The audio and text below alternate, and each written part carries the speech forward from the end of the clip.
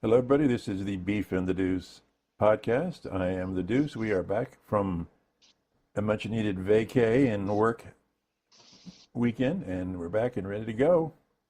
Beef, how's it going? Finally moved in. Yeah. Finally did the thing. Yeah. We are nice and cozy in the new place, and now we're back to reality. Yeah. Kind of. Yeah, which is called this podcast. Yeah.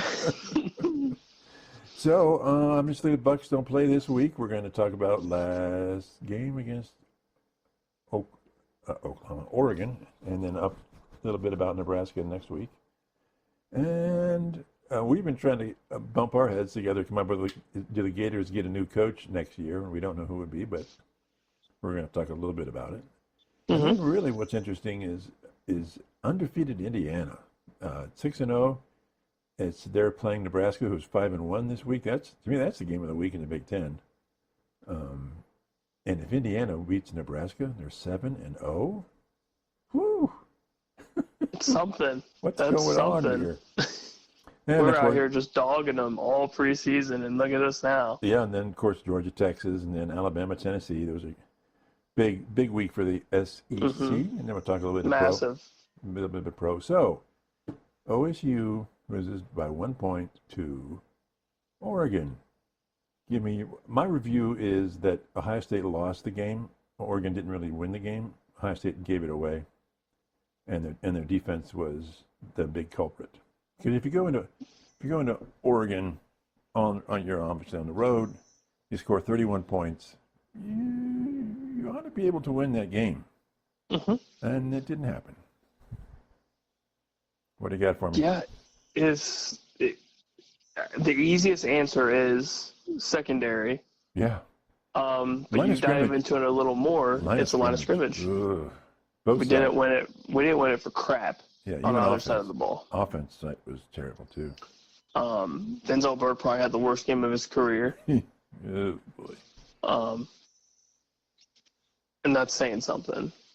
Because we ripped on him a couple of years ago. Yeah, and he looked initially like and now we're back at it with just too many big plays, way too many big plays downfield on simple routes. Yeah, these nothing egregious, just fade routes. They're all getting behind him. Yeah, they just burn them at the line and then boom, see you later, and then the rest is history.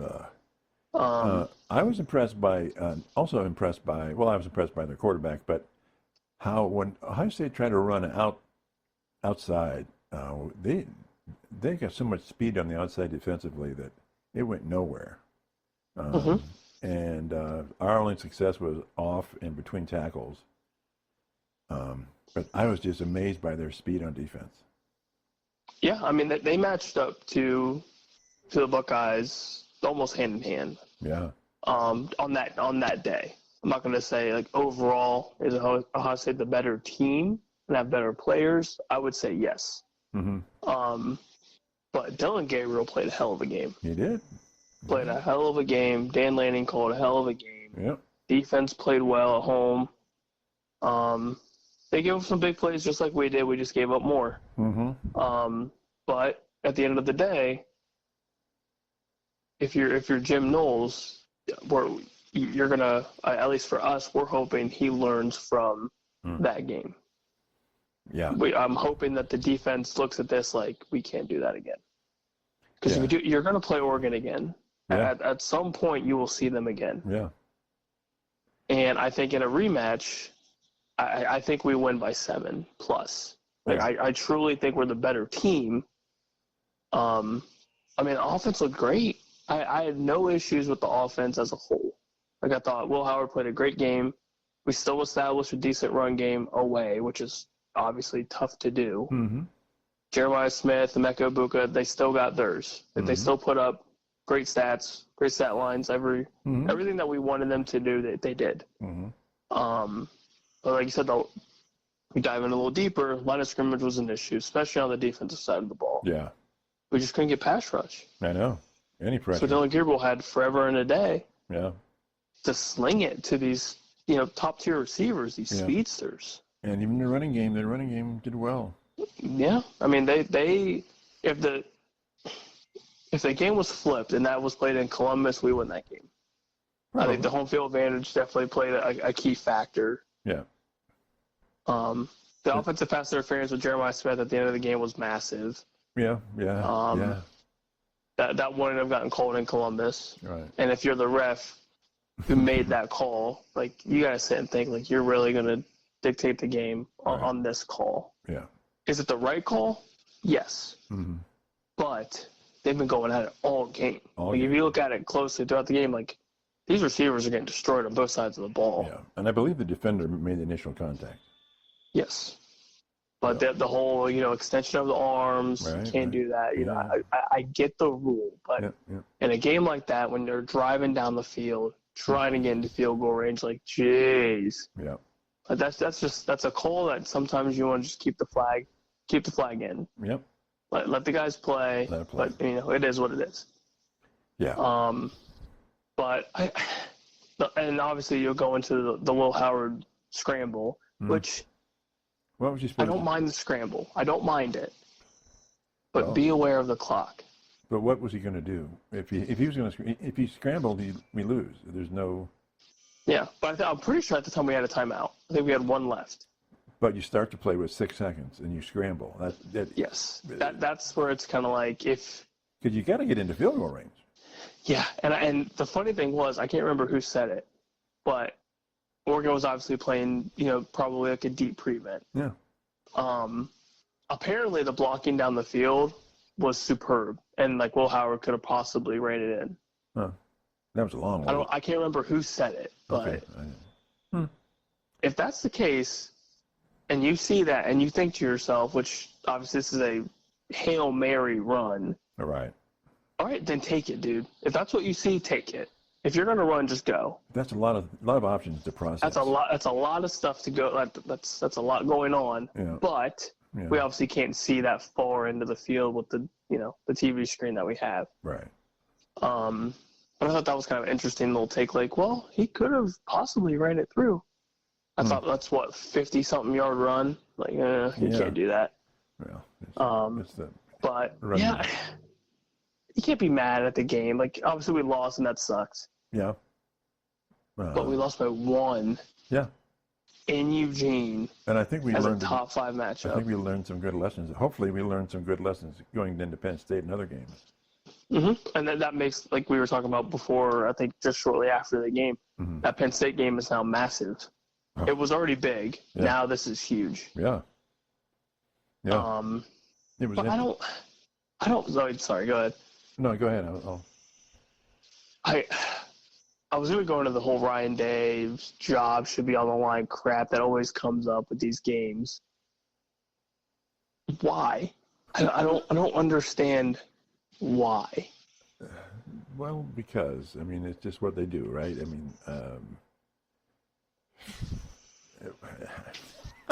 It's just it's tradition. I don't know. It flabbergasts me. Yeah, I think that's a great way to put it. Like, I get top games that he's played in. We have like one big win with Ryan Day. Mm-hmm.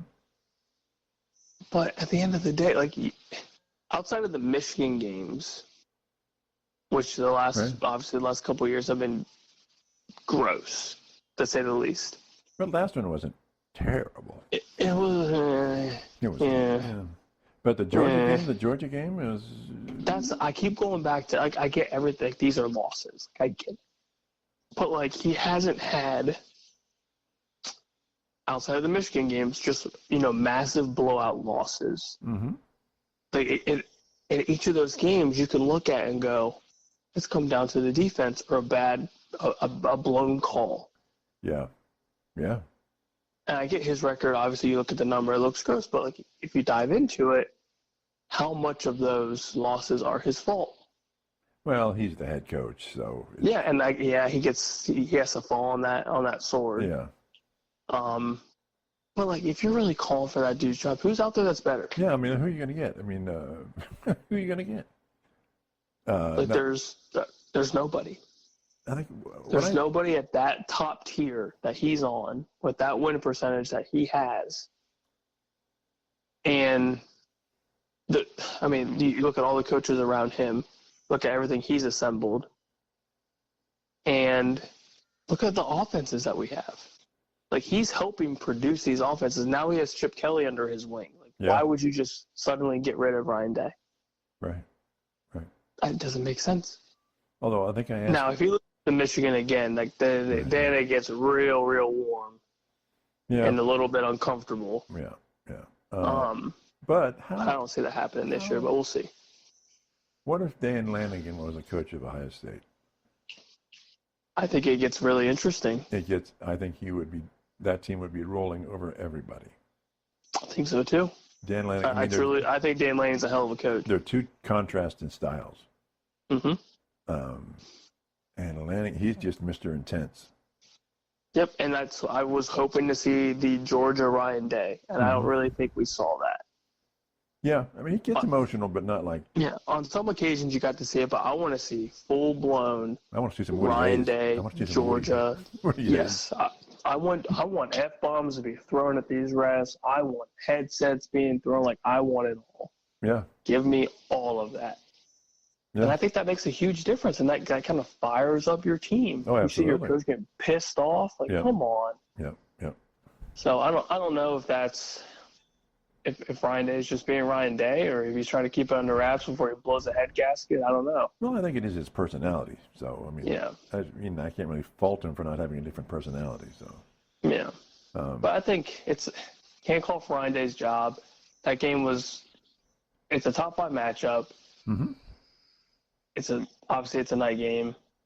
Very, very, very high stakes, and you lost by a point.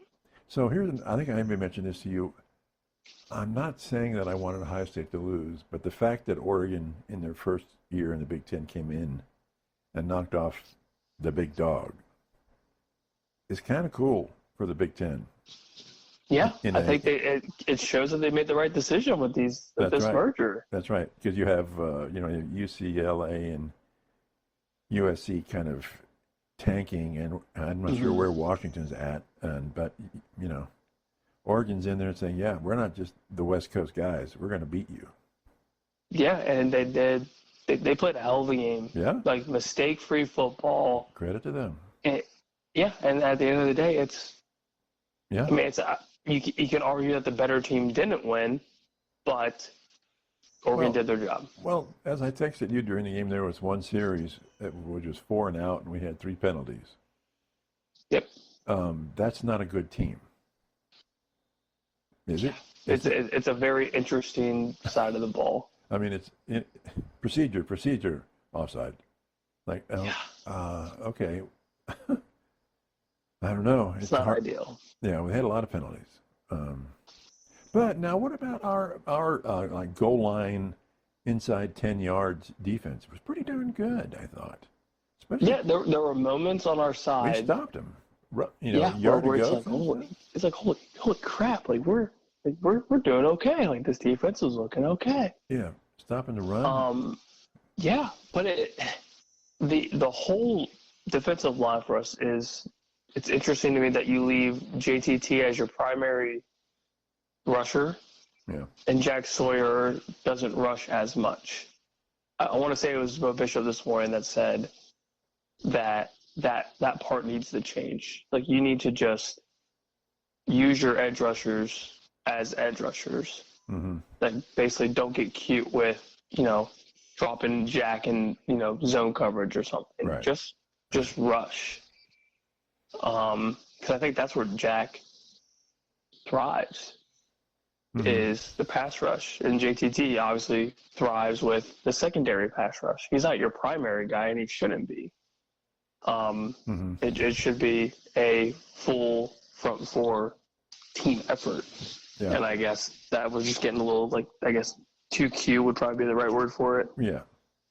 Yeah. So, who knows? But it is what it is. There was an interesting, in a post-game interview with Lannigan, he was asked about Ohio State, and he said, he just sort of laughed and said, Ohio State is a crazy good team. They are so good. And we're fortunate to win, but they won, so good for them. But he's like, they are so talented. Unbelievable. Yeah. I mean, that's obviously you have the top 5, 2 of the top 5 teams matching up against each other early on in the season. Yeah.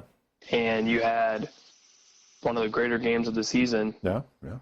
out of all of college football. Today I was watching. Like, you can't tell me as just a basic football fan that you're not sitting there on your toes like, oh, wow, this game is crazy. Yeah. So were you like laughing at me or disdaining me when I said, where's Kyle McCord in the Notre Dame game in the last drive? No, I was sitting there hoping. I was like, can we get some Kyle McCord magic? I said it to myself. Yeah, really? Okay. As I cracked open another soda pop. Soda, yeah. Sitting there freaking out like, oh, soda God. pops. You can laugh a lot of soda there. But yeah, a lot of good soda pops. Where's that bizarre Kyle McCord thing? But it was starting. That drive started off great. Yeah. We were sitting there. We were moving the ball efficiently, smart play calling. Then you get the OPI. You're like, crap. Yeah, that just stopped. Here we go. Yeah. Because I think we were in. I mean, we played a great game. I don't know. Anyway. I wish it was a dub, but it is what it is. So I was watching today, and Bruce Feldman was being interviewed by, I think, Eisen, and as he often does, and he says, I still think Ohio State's the best team in the country. And he said, they're still my bet to win it all. He goes, yeah, the defense kind of laid it a little bit of an egg, but they'll probably fix that. And they have so much talent. So he was like, I just think that Ohio State's on a different talent level than even Georgia and Alabama. And they should be. Yeah. They absolutely should be. So he's like, I know they lost the game, and it's at 1 point, but I still think they are by far and away the best team in the country, which was $20 million roster. Yeah, you should be the best team. Should be the best team in the country. Well, I mean, it makes sense. I mean, that team from top to bottom is stacked. So people are pissed off that Lanigan did that 12-man on the field thing, but I think he's just smart. Oh, it's genius. He just knows he knows the rule, and here we go. Yeah, you can't fault the guy for knowing the rule book. The rule book, yeah. Now they're going to change it, which is whatever, but well, not. But at the time, he's like, I would never have thought of that. No, it's genius. It's genius. It is a genius move. I'm like, this guy is good. This guy is really good. I think they'll still beat Nebraska, but it should be a good game.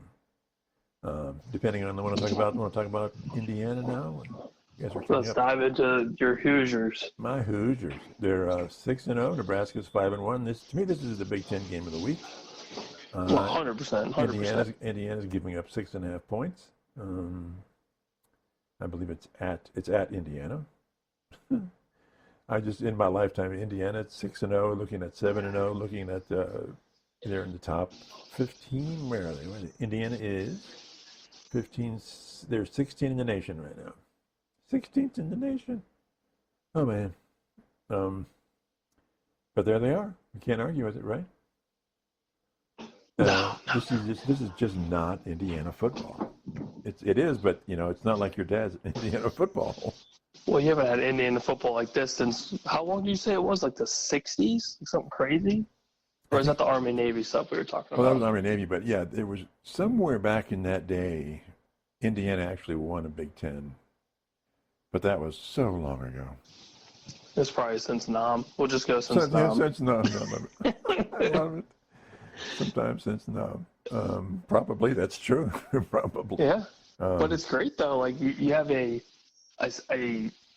pass-heavy offense. Yeah. That's putting up a stupid amount of points. We haven't seen Indiana put up routinely 20-something points every game since ever.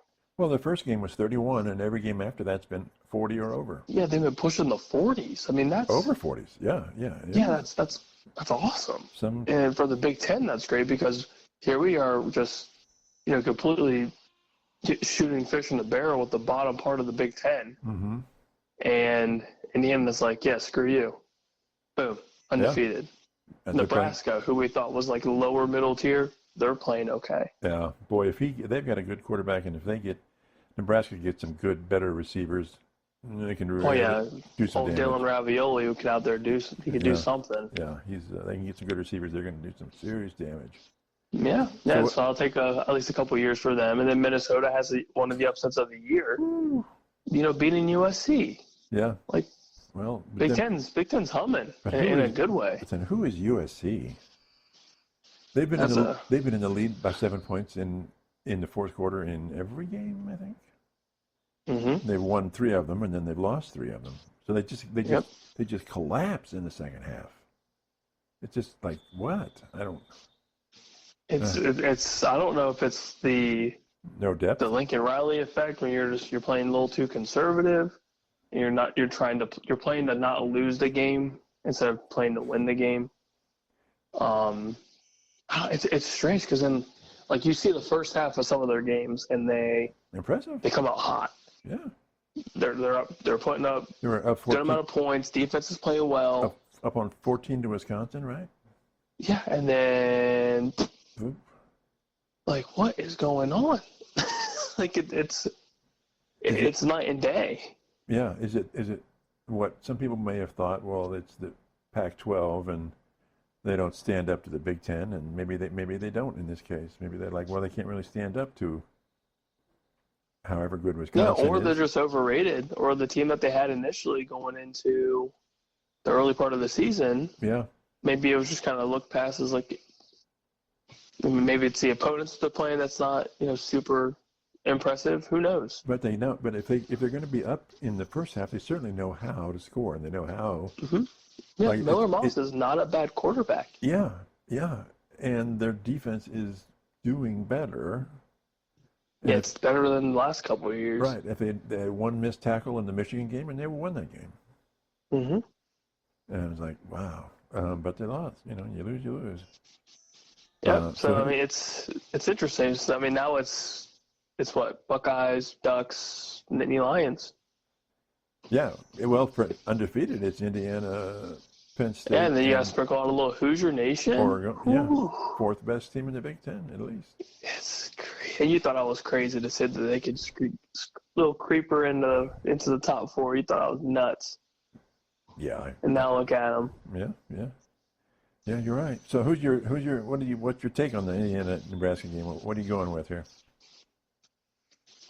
Well, it's in Nebraska, I believe. No, it's at Indiana. So it's at Indiana. Oh, it's at Indiana. Ooh, even better. Yeah. Even better. That makes my pick a little bit easier. Yeah, about 6.5. I like the Hoosiers, and I like them to win by a score. Yeah. Or by a touchdown. So they'll cover, you think? I think they'll cover. And it's big noon. Big noon kickoff for Fox. Big noon Fox. Boy. Yeah. I think the offense is just better rounded than Nebraska is. Yeah. I mean, you look at the Hoosiers quarterback, Curtis Rook, or however you pronounce his name. Yeah. Almost 1,800 yards passing, 14 touchdowns, 2 picks. Yeah. That's incredible. Impressive. Yeah. That is truly incredible. Okay. But yeah, I like the passing attack of Indiana. And even the rushing attack isn't too bad. Yeah. So it's relatively balanced. I'm going Indiana wins, but I don't think they cover. You think it's close? Yeah, I think Nebraska's got a good defense, and they'll find a way to. I think Indiana will sneak it out, and that'll be great. But anyway, so it's like these teams in the Big Ten that were nowhere last year, or in the division era, we'll call it division era, and they're just flourishing right now. Yeah, I love it.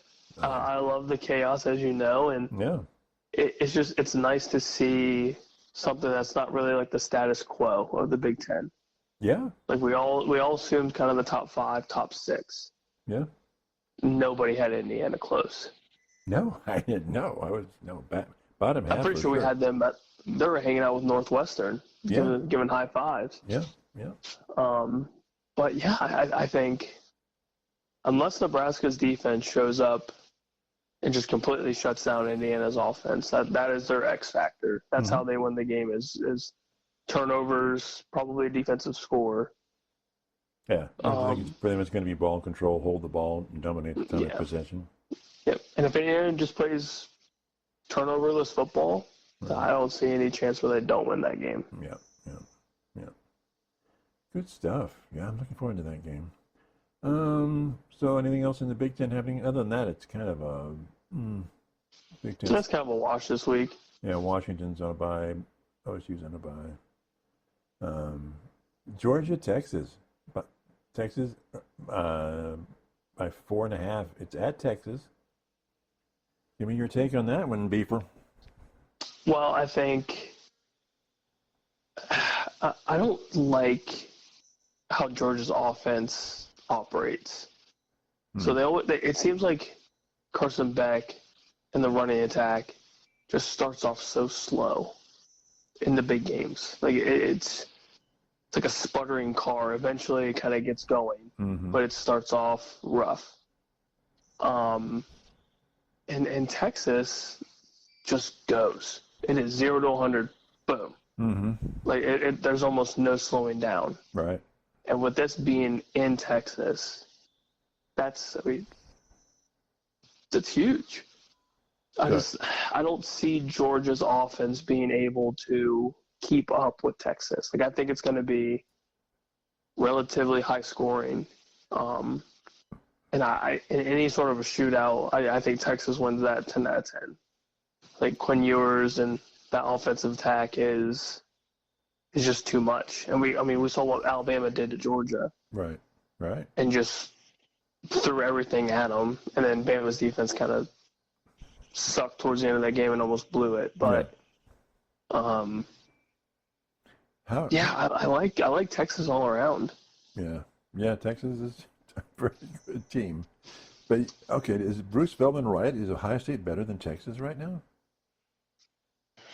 I think it's very close. I think it's very, very close. I think as of right now, actually, maybe he's right. The more I think about it, I mean, well, we did see a pretty good, I would say if it was the Buckeye team that we saw this past Saturday, without the little mistakes. Obviously, the mistakes played a factor in that loss. But as a team, I think as a team, they're just slightly better. Even with our defense not playing that well? I would say this is going to sound like the biggest cop-out answer, but I feel like each team has a game where they just poo-poo down their leg. And I think that was obviously the game. I don't see us doing that again to that extent where we're just giving up just big play after big play. Because at the end of the day, I think Jim Knowles wants to keep his job. If this continues to happen and it's just, Swiss cheese city, you're going to get booted. Like there's no chance of anybody keeping up in the Big Ten, let alone the CFP, with a Swiss cheese defense. Right. So I think that was eye-opening for Ryan Day and for Jim Knowles, and adjustments will be made. But even then, the talent on that defensive side of the ball is second to none. You have the best safety from the transfer portal, Caleb Downs. Sonny Styles is all over the place. Denzel Burke isn't a bad corner. He had a bad game. So we'll see if he turns it around. But even outside of that, the entire secondaries, they're full of studs. But isn't this okay? But you could counter that by saying Oregon is an elite team, and this is the first elite team they've played. Oregon's a great team. Yeah. They're a phenomenal team. So it's like I think all three of those teams you could argue. You could argue Oregon's the best right now. If Ohio State's considered the best, Oregon just beat the best team. So therefore, Oregon could be the best team in the nation. Right. Although they haven't. But I think all three of those teams are very, very close. Yeah. But don't you think that this year Georgia's and Alabama's defenses have sort of taken a step back a little bit? Yeah, I think so, especially seeing that Georgia-Bama game. You would have never seen a team put up 40-something points on these, Yeah. prime Yeah. Georgia defenses from the Natty days. Yeah. Or even like the prime Saban days. That defense wasn't giving up, Yeah. just big play after big play. Yeah. So yeah, I think they've taken a step back, but the offenses are still just kind of head scratchers. Uh-huh. I mean, Vanderbilt beating Bama was not on my bingo card for the year. Yes, indeed. But Credit to and Vanderbilt. then with Georgia facing the possibility of maybe being eliminated from the CFP with another loss, I don't think it's going to happen. But that question even coming up, that's unheard of. We haven't heard of that in the Kirby Smart era in a long time, if ever. So we have So- we have how many undefeated teams do we have? We have Texas, Oregon, Penn State. I think Miami's still undefeated. Miami's still Indiana. undefeated. Indiana. That's not That 12 might be teams. it. And then you got Army Navy, Okay. if you want to consider them, which you should. Yeah, consider that. America. Yeah. But I believe that's it. so there's clearly not going to be that many undefeated teams in the championship, I don't think. I think Ohio State's going to beat Penn State, so they'll have a loss. I don't know if Oregon might run the table. They certainly can. So you have Texas and Oregon, and I think Indiana's going to lose a game because they're playing Ohio State. The back half of their season gets really brutal. Oh, it's gross. It's gross. Really tough. So we'll have one undefeated out of the Big Ten. Only one team, potentially. One out of the SEC, right? Yeah. Yeah, I think Texas will probably in that undefeated. Tennessee's got a loss. Everyone else has a loss, right? So there's going to be not that many undefeated. So is two losses out of the question? No, I don't think so. Because one of them Obviously, could I don't come in. think One of them could come in and beat the other team in the conference championship game too. this is very true. Very, very true.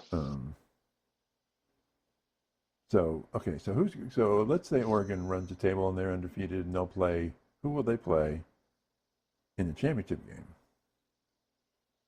I think they'll play Ohio State again. Yeah, I think that's pretty much a given. Especially if Penn State does lose to the Buckeyes. Right. They have to lose. Then that tiebreaker goes directly to the Buckeyes. To the Buckeyes, right. And that's one loss. And Penn State might have. God, Penn State would be so pissed again. Oh, God, yeah. Because, I mean, it's the Ryan Day effect with James Franklin. Yeah. James Franklin, I think, has one big win on his resume. Yeah. And that's to the Buckeyes. Yeah. Beating the Buckeyes however long ago. Yeah. But here's the interesting thought. I think you might like this. So, again, this morning on the good old radio station, something was, I think it was Paul Fennebaum mentioned that the only 3-loss team that could possibly make the CFP would be Georgia because of their strength of schedule.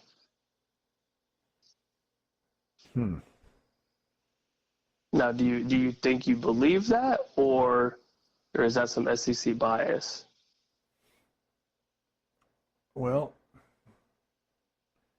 something tells me that Oregon, Ohio State, and Penn State are going to be in the playoffs. Somewhere in that combination, right?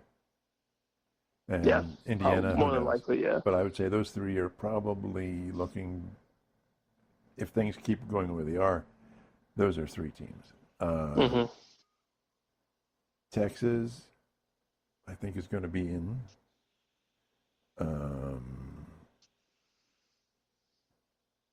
So you're thinking a 3-loss Georgia could be in, right? That's what they're saying. Now, I'm indifferent about it because I could see it, but then I can't, depending on how the season falls out for everybody else. Well, okay. They lost to Alabama, and Alabama lost to Vanderbilt. That's not a good look, right? Yeah, it's gross. So Alabama has one loss, right? One loss. Mm-hmm. Georgia has one loss. I don't remember. I don't have their schedules in front of me. But clearly they've already played. And does Alabama? Okay, and Georgia and Texas are playing this weekend. Mm-hmm. One loss Tennessee, one loss Alabama playing this weekend. Does Alabama play? Has Alabama played Texas, or do they play Texas? I don't believe they play this year. Let me check. So they got obviously Tennessee this weekend, Missouri, LSU, and then after that's Mercer, Oklahoma, Bama, or Auburn. Sorry. Auburn. And the previous games they haven't played Texas, right? No. No. Because that'd have been another loss. So I'm thinking Alabama beats Tennessee, close game, but I think they'll beat them. So I'm thinking Texas for sure, Alabama, yes. But I don't see Alabama having 3 losses. So who's Georgia going to lose to then? That gives them 3 losses. So I think they lose to Texas. So that'd be 2. Yeah. And then after that, it's Florida, home game against Florida, away at Ole Miss, home to Tennessee, home to UMass, and then home to Georgia Tech. I just don't see them losing after. I don't see another loss, but It could happen. I mean, but if Ole Miss stays in the top 20, Ole Miss or Tennessee stays in the top 15, top 20, and they lose to one of those, yeah. then each loss of theirs is to a ranked team. If Georgia loses to Tennessee, that's going to be really tough. Yeah, I would say that would be the dagger. Yeah. I don't really see Tennessee as a. I mean, they're good. I don't think they're great. I think they're like the 4th best team in the Yeah. But I can see the Ole Miss game since it's away. Yeah. If they lose that game, that'd be like, okay. Yeah. Like, it's not as bad. Yeah. But I don't know. I think the more I look at it, a 3-loss team getting into the CFP is going to be tough. Yeah. Okay, so I'm seeing Texas, Alabama, and I'm going to say Georgia get in, but I don't see it. I think a 2-loss Georgia gets in. Yeah, absolutely. I think so too. So I think so it's Texas, Alabama, Georgia, and I think if Tennessee, boy, that's tough. Because Tennessee, It's interesting. Yeah, because Tennessee, if they lose to Alabama, that's 2 losses, and then they play Georgia again, right? Mm-hmm. So they have to beat Georgia, right? Because if they lose to Georgia, that's 3 losses. And then Clemson's coming on strong. Clemson and Miami. Boy, oh boy. I always thought Miami's bound to lose a game. That defense is atrocious. okay, but they haven't yet. Not yet. Eventually. And Clemson's coming on strong. Clemson is hot. Mm-hmm. At the right time too. Yeah, so I think Clemson wins that conference. So obviously they're in. And if Clemson beats then a 1-loss Miami, does Miami get in? No, I don't think so. With 1 loss only? I don't think so. Really? Because of the strength of schedule? I mean, just the fact that a lot of these last 2 games have been bad. Yeah. And then I think they're on upset alert this week with Louisville. Yeah, that'll be interesting. That's a huge game for the ACC. Yeah. And then you go towards the end of the season, and they're at Syracuse. Syracuse is no slouch. Yeah. Kyle McCord and the Orange are playing good football. Yeah. So I see even before them possibly making the ACC championship, I think they have at least 1 or 2 losses. So I don't even think they would even get in, possibly. So if they have depending on how everything plays out. So if they have 1 loss, go to the championship game and then lose to Clemson, They were in the I would say championship, they're out. and you still say they're out. Okay. Yeah, I'd say they're out. What about the Big 12 then? Hmm. Hmm. See, that's gross. Yeah. That's gross. Are we talking Utah? Oh, Utah's done. Kansas Utah's a State? struggle bus. Iowa State? I like the whole BYU. BYU's playing some good football. They are. They are. BYU's playing well. Iowa State's playing well.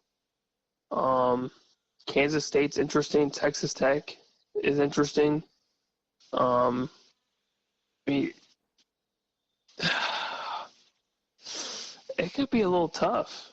I don't know. It truly could be a little interesting. Texas Tech with a 5-1 team, undefeated in the conference. I mean, I know it sounds crazy. Arizona State's 5-1. But they're going to beat Kansas up on State, each other. 5-1. Somebody's got to beat somebody here, right? Oh, they're going to be fighting to the death. So I still only see one team out of the Big 12 getting in. I would say BYU probably gets in. Because they're the conference I think they would probably win the Big 12, yeah. Okay. And then who on the outside would be getting in from them? I could see if Iowa State still plays well enough going into the Big 12 championship, they could sneak in, possibly. If they're one loss and their only loss is in the championship game, that could be a very interesting argument. Mm-hmm. Very, very interesting. But outside of that, I think that's it. Okay, so let's say we got 3 from the Big Ten, 3 from SEC, 2 each from Big 12 and ACC. So we got F4, and that's 10. And we've got one from we got one group of 5 team, right? Maybe Boise State. Mm-hmm. Maybe Boise State. Oh, I love me some Boise. Yeah, that guy could win the Heisman, that running back. I love watching Genty run the freaking football. So you've got one. That's now we're at 11. So you would probably assume Notre Dame gets in. Maybe. Yeah. Depends on what. But at this rate, I think they destroy USC. USC is just in all types of bad news. Yeah, but it's the end. I mean, you never know. You never know. Yeah. So okay, and then what if you have an undefeated Army or Navy? God, I would hope they get in. Would they bump out Notre Dame? Now it depends. Is it a one-loss Notre Dame? Yeah. I would say no. I would say the moneymaker is Notre Dame, just because I feel like if Army and Navy face anybody, almost anybody in that top 12 or top 11 outside of them, they would just get destroyed. That's rough to say, but they just don't have the offensive firepower or the defense to stop any of these, 4-star, 5-star athletes. Yeah. I think that's their biggest downfall is that they don't have these, 5-star freaks on both sides of the football. Yeah, but what's impressive about them, and having played, and when I was at Ohio State and playing team handball, we played Army, and they weren't as good as us, but they were so in shape, so physically fit, but they just ran us off the court, and they beat us because we were like, shit, these guys, they just don't stop. So that's their ace in the hole, I think, is their ability to just grind it out. Just gritty. Yeah. It's that grit. Yeah, but I think Navy would have the best chance of the two. I don't see the triple wing. But it would be awesome. It would be It'd great. be so cool to see. So do you think somebody would vote one of them out and keep Notre Dame in just because of the money? I think so too.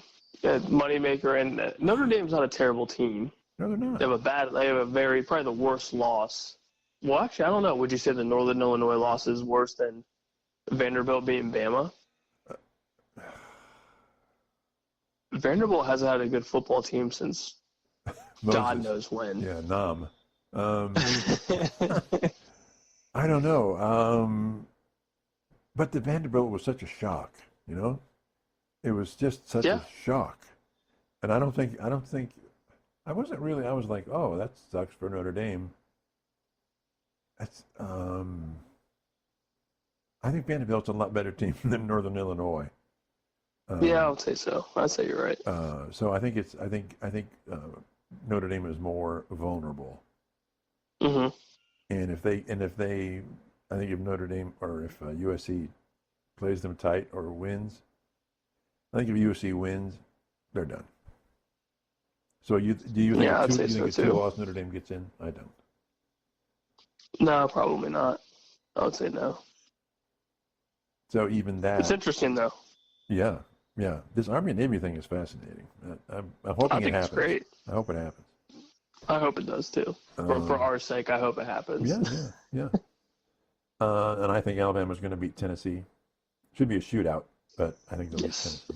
I would say Bama probably wins that easily. I don't know if it's going to be close, but I think Jalen Milroe and the entire offense is just better. Yeah. Tennessee's pretty good.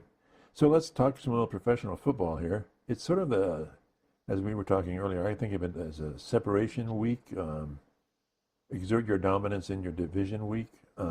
Houston at 5-1, Green Bay at 4-2. Houston, if they beat Green, this is a rematch from the playoffs, so it should be a very good game. If Houston goes 6-1, they are really outpacing their division. They're like way, way out ahead. But Green Bay needs to keep pace with Minnesota and Detroit, and even Chicago's kind of breathing down their neck a little bit. But if they want to keep pace with Detroit or Minnesota, they've got to win this game, don't you think? Absolutely, and I think they will. You think Green Bay's going to win? Especially at home. I think it's close. Okay. I think it's I want to say the last I looked, the spread was like 2.5 for Green Bay. Okay. That's nothing. I think with them being I think Jordan Love's just that good. I think he's just that good. But we've also seen a very good Houston team. But down Nico Collins, I think, is big. Trust me, I know it. On my fantasy team. Yeah, I think that's big. So okay. I think Green Bay close. Green Bay close. Just taking Green Bay on that one. Okay. I hope you're right. And Atlanta Seahawks doesn't sound too sexy, but with the way Tampa Bay's been playing, they're both at 4. Atlanta's 4-2. Tampa Bay's at 4-2. Atlanta's got to keep pace. They've got to keep pace from Tampa Bay, I think. And I think I like Atlanta. Like Atlanta in a big shoot. I think the over/under is like 50-something. Yeah. But you like your Seahawks. You like your Seahawks. I do, but I think Kirk Cousins and the Falcons offense has something going on. So okay, all right. I think they figure something out. They need to win. And then again, we're talking about Detroit, Minnesota. What a game this should be. 4-1 Detroit, 5-0 Minnesota. 5-1. Thank you. I called the Darnold effect. I called it. It's crazy. I know. So these guys are, whoever wins this game, if Minnesota wins this game, they are way out in front. God, I never would have thought that. It's wild, and I love it. I think it's great. Who are you taking on this one? You love your Detroit. Come on now. I am going Lions. I think. Just because, or I think the X factor for that game is Aaron Jones possibly going to IR for the Vikings. So the running attack's going to be a little bit different. They have some backups behind Darnold, and I don't think Darnold can just outright win the game for them. Like, I think the rushing attack with Jones in the backfield was obviously very helpful. With him being out is big. And I think Detroit's rushing attack is just too damn good. Just way too damn good. And then it opens up the pass game for Goff and Amon-Ra and Jameson Williams. I think Detroit's too much. Okay. Do you think Minnesota at 5-0 is sort of freakish and not really indicative of their talent? No, I wouldn't. I wouldn't say. I just think it. I think the roles would be. My pick would be different if Jones was playing. Yeah. If Jones was playing and they had the rushing attack like it has been all year, because Detroit's secondary is very, very Baltimore-like. They give up some plays. Mm-hmm. But just having that be possibly one-dimensional, I don't see Darnold being able to beat all of Detroit, even though they're down Hutchinson for the year. Yeah. So that pass rush is going to look a little different. I just think the offensive firepower that Detroit has it's just a little bit better. Okay. All right. Steelers and the Jets. Not so much worried about the Jets, but again, Steelers at 4-2, Baltimore at 4-2. Steelers need to keep pace with the Ravens, and I would obviously say I think I'll take the Steelers on this one. I know you like your Jets. I'm gonna go Jets. I like me some Jets, Really? especially just because I don't. If they do start Russ and not Justin, that changes everything. That whole offensive scheme is completely different. Yeah. Which I think is crazy. That you're not going to keep Fields going until he just loses the job outright. Mm-hmm.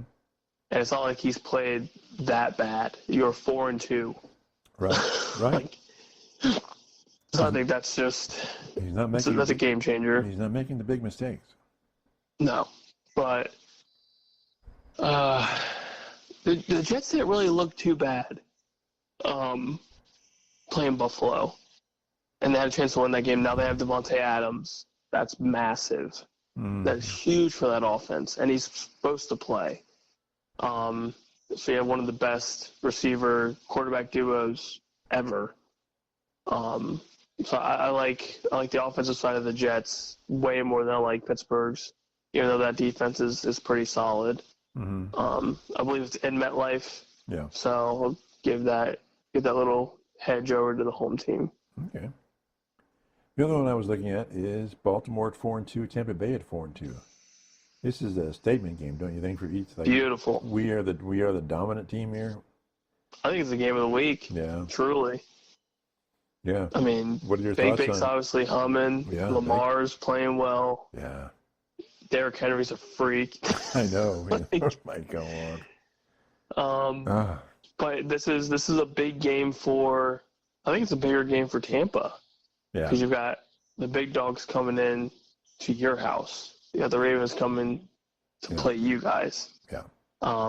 Defend the home field. Let's see if Bake's for real. Baltimore secondary is super, super suspect. Yeah. And so is Tampa's. Tampa secondary has been giving up a lot of points too.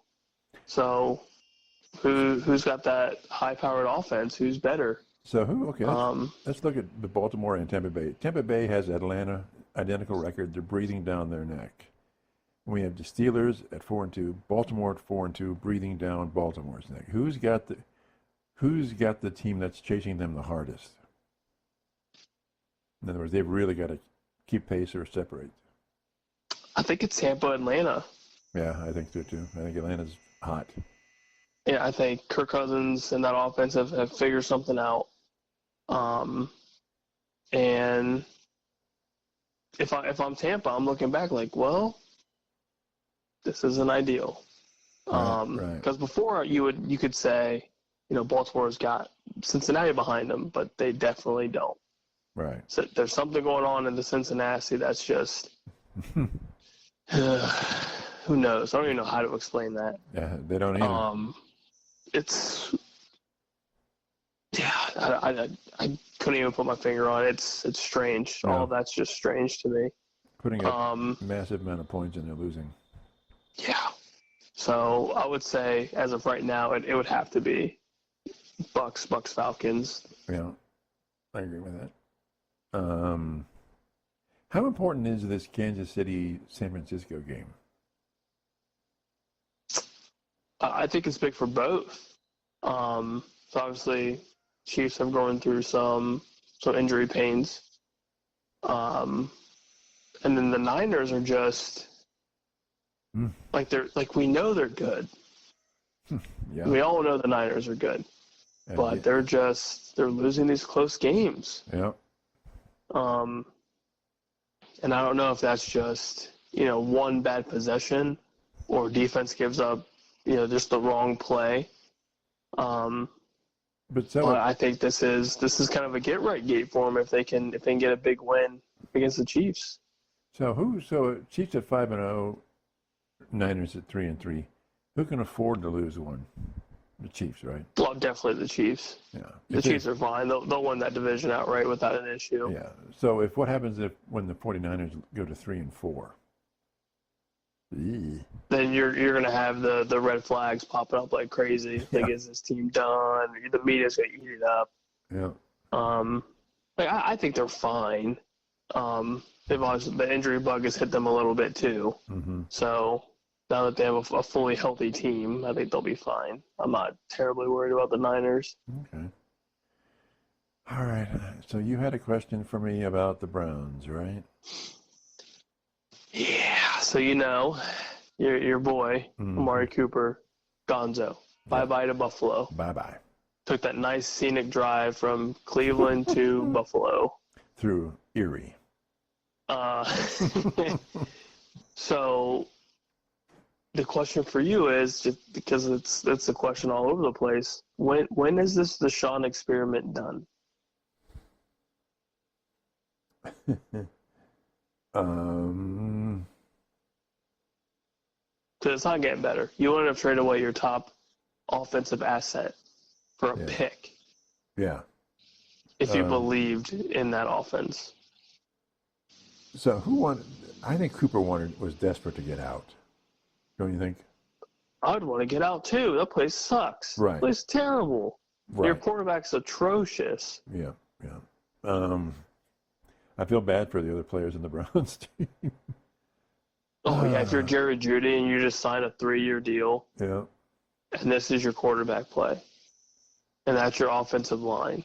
I wonder what's going to happen, because there's now going to be other teams are going to call the Browns and say, "Hey, how about that defensive lineman you got? Is he?" Yeah, you want to give us Myles Garrett while you're at it? Yeah, since you're giving away your best players. Yeah. How about him? And how about Judy? How long does it last? It lasts as long as the ownership wants it to last, I think. And I think he gets the season. I think they'll let him. The ownership will let him go the entire season. Otherwise, why wouldn't they have pulled him in now? Interesting. What's your take on it? I mean, they should have pulled him, but they're not. I mean, it seems like Stefanski is giving one-word short answers when he's asked that question. Because somebody's telling him. Somebody's telling him this is what's going to happen. And he's like, well, okay, this is what's going to happen. So if you're Stefanski, or actually, since you're the fan here, do you think he's already gone to them and been like, this is a disaster, something needs to change? Or do you think he's going to be the fall guy because the ownership made a mistake? Stefanski? Yes. Well, I think they'll throw him under the bus. So he'll be the fall guy for sure. That's kind of what I'm thinking too. Aren't most coaches in that sense going to be the fall person? Yeah, because I truly don't think he was the one that said, "Hey, let's go get Deshaun. This guy can make our team, playoff ready."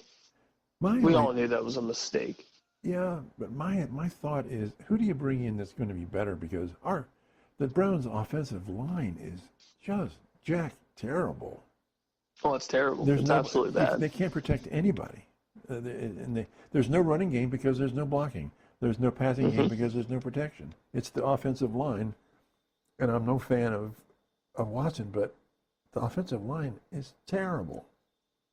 So how do you assess was something so fundamentally wrong as your line play? It's true. This is all true. You can't do much, especially when you play in the AFC North. It's bad, and in the schedule that they've had, it's bad. Yeah, I mean they've just got no offense. They've not scored more than 18. They've only scored 18 points once Your leading touchdown scorer is a defensive player right now. And it's Ronnie McLeod. That is your top scoring player, and he plays on the defense. You didn't have to mention that to me, but you did. That's so bad. I know you like your fact checking, so I had to hit you with some facts. I know. You're right. But it's so say if Watson plays the whole year, makes it through the whole year, more than likely gets released, traded, however this ends up. However it's going to go. Who's going to want him? Just the part that will release him. They'll just eat it because they're dumb. They're dumb for giving this contract in the first place, and they're dumb now. Yeah, see, I don't know why they don't do it. What happens? Yeah. What happens to Stefanski? I'd keep him. I think he's a good coach. I think he's just he's screwed with. But there's so many, Chubb got injured and the offensive line, and I mean, there's something going on with the Browns that's even beyond Watson, don't you think?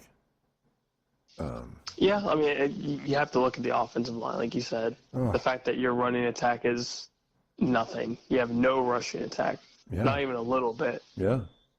And then Chubb's doing all he can to get this fan base hyped up, ready to go because he's, on his comeback trail. I wouldn't want to come back. I'd want to wait. I would hope he'd wait. I hope that they don't just completely burn him out early. Yeah. One, because I'm selfish for my fantasy squad. And two, he just seems like an all-around good dude.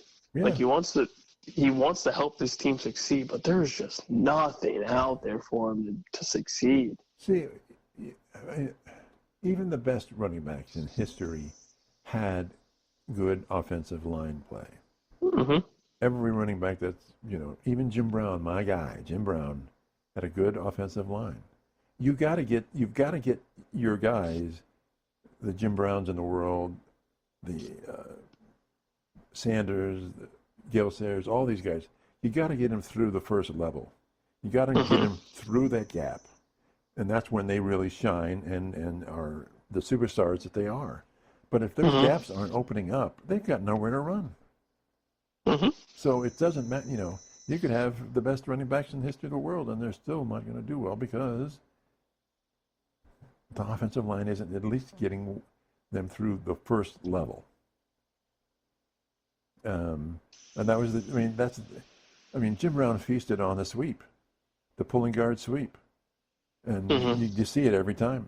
You're pulling guards, and they're just knocking the crap out of people, and Jim Brown just gets through it, and then he's off to the races. And that's the same thing with any good running back. You got to get through that initial rush.